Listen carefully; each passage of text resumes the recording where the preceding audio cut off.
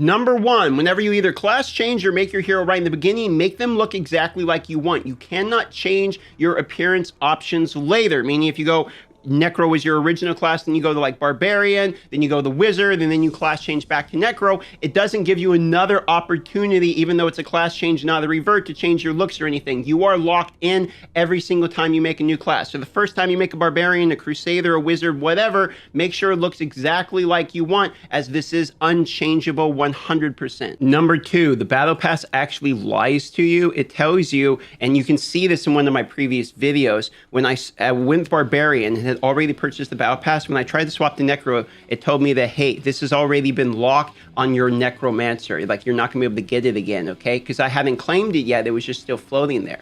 But when I went and looked and logged on to we class changed over to the Necro, it actually is there. So if you haven't claimed it yet and you're just thinking about claiming it just because it says it's locked, it actually lies to you. Do not claim it. I'm going to further prove this right now by actually spending the Eternal Orbs in order to unlock it. Watch, I will unlock it. Now I can click and claim it. Look at this, new cosmetic unlocked. There it is, right? It told me that I would not be able to do that. That's what it told me when I class changed, right? But it actually lies to you. Look, I can go to the cosmetic. Look, it's right there. I'm actually wearing it. So because of this, what we can learn from this is if you are going to class change, you can hang on and wait and not claim your battle pass until you find the class you want. I wanted to make sure I got this one in the video because there's lots of people that are right now getting lied to and not actually getting to claim it on the ones they want. They're claiming it early, etc., because they think it's already over. You can save it and then claim it once you get to the class you want.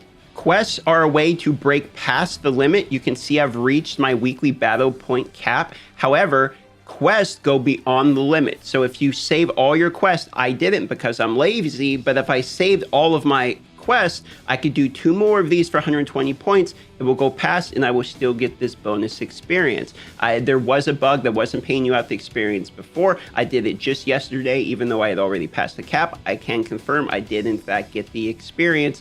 So it is working again. So save your quests till the end of the battle pass cap, or just rush out and do some dungeons or something first, get the cap out of the way, and then that way when you do the quest, you're actually min-maxing your battle pass. This one is easier said than done, but this is a time-gated thing, so I thought I would mention it. Solo rewards for challenge rifts are garbage. Doesn't matter. Rank 1 through 10, same rewards, okay? 11 through 100, same rewards. And the rewards are hilts and gold, and, you know, rank 1 through 100 are effectively, you know, within 10% of the same rewards. It's not really a big deal, right? The party one does actually matter, and you want to think about trying to place on the party challenge board, because you get crystals, and these crystals there's a limited number of these in the game. Like, effectively, there is only 200 challenge rifts solo. Once you've done them, then done them. You can't go back and redo the same challenge rift for more of these crystals, right? Which means eventually we are all going to be stuck competing on the party challenge rift board here in a few months.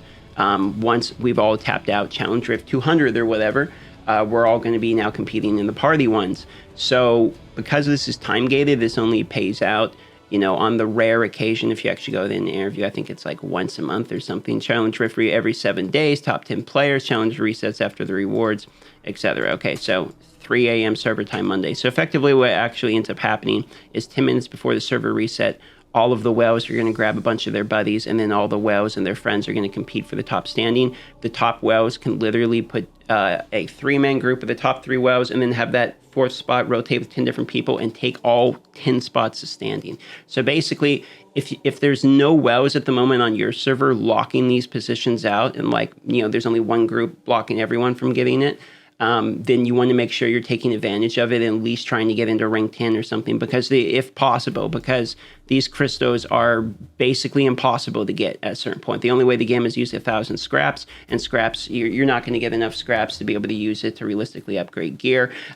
So this is more or less something that is time gated, and it's only going to get worse. Okay, as time goes on, this is going to become more and more of a whale thing, more and more competitive, and people are going to focus on it more and more, because we're eventually going to run out of all of the crystals in the game, and we're going to be stuck basically farming this. So just a heads up, if no one's abusing this, get it while you can.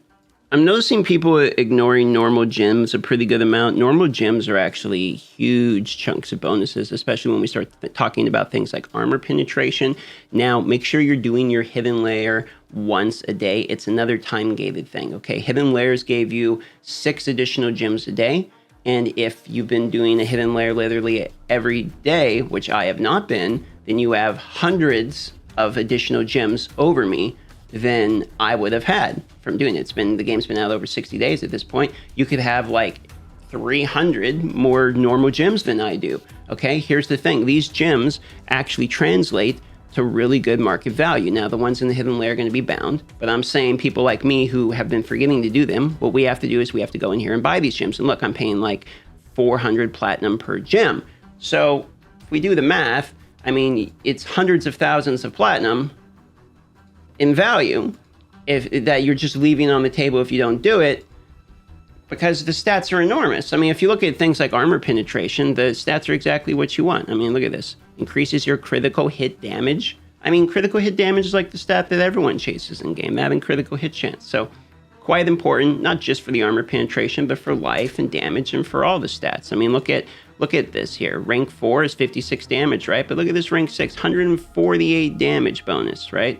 If I had all rank 6s, I would be having way higher stats than I have right now, and that's part of the mistakes I have made. But hopefully, you guys won't make the mistakes I put in this video because I told you about them. So, love y'all. Thanks for watching. Consider liking the video or subscribe to the channel if you are new for more daily Diablo Immortal content. See you on the next video.